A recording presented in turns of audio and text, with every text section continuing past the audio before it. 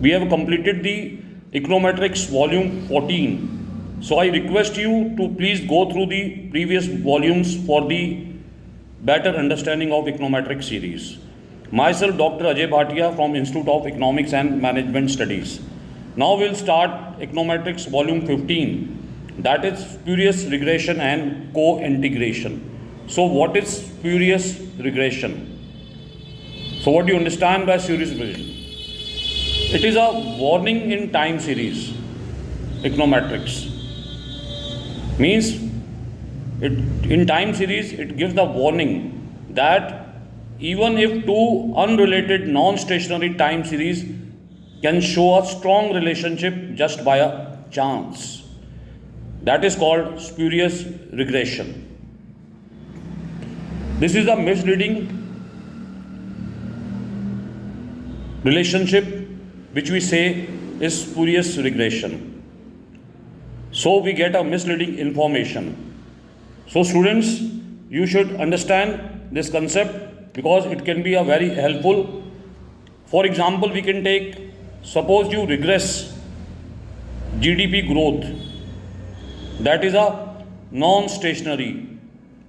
On ice cream sales, also non-stationary. Means we have taken a GDP growth on ice cream sales. So you might get, suppose R square is equal to 0.95. So for R square coefficient determination, please see the previous video. So higher significant T statistics, but there is no economic logic connecting the two. There is no logic between the two concepts. So we can say that if the symptoms of spurious regression, that is high R square, that is coefficient of determination is very high, significant T values are very significant. We can use low Durbin-Watson statistic indicating residual autocorrelation or non-stationary residuals.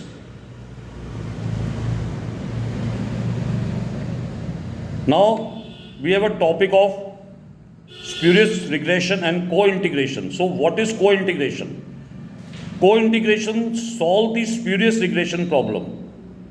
When there is a regression problem or spurious regression problem, co-integration solved it.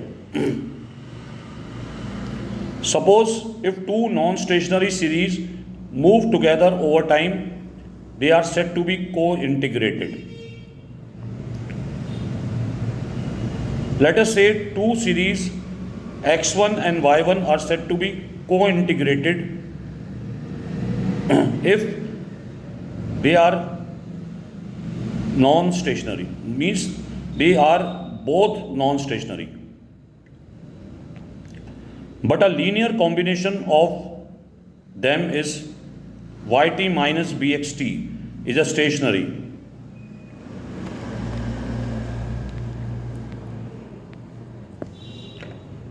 Co-integration implies a long-run equilibrium relationship.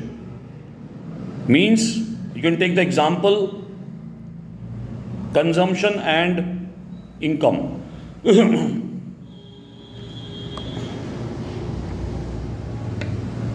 You can take money supply and price level. They both might be trend over time, but the gap between them stays stable. Now, how you can test co-integration? We can use Engle-Granger two-step method. In first step, we have to estimate the long-run equation, that is same as previously discussed, yt equal to alpha plus beta xt plus et. This is the long-run statement.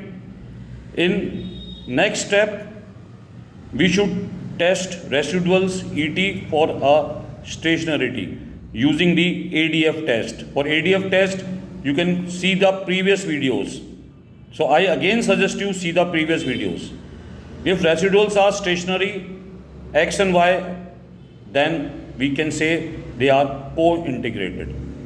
If not, there is no relationship in long run. Next test is Johansen co-integration test, or we can say multivariate cases. Students, this type of questions are usually asked in the examination. Please go through it. Used when more than two variables. It uses eigenvalues and trace statistics to determine the number of co-integrating relationship.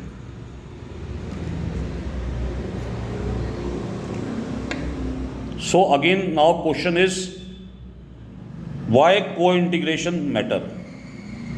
It matters because it helps in to build error correction model, that is called ECMS.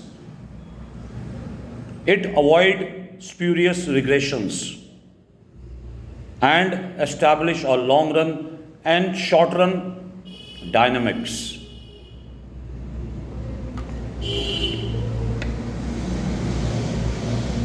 It is very necessary for VAR model or VECM modeling. So you understand why we need co-integration. So in the finally, or we can say in final, before running any regression on time series data, first check for stationarity. This we have already discussed in the previous videos. Then test for co-integration if needed. This will ensure your analysis is valid, meaningful, and not misleading.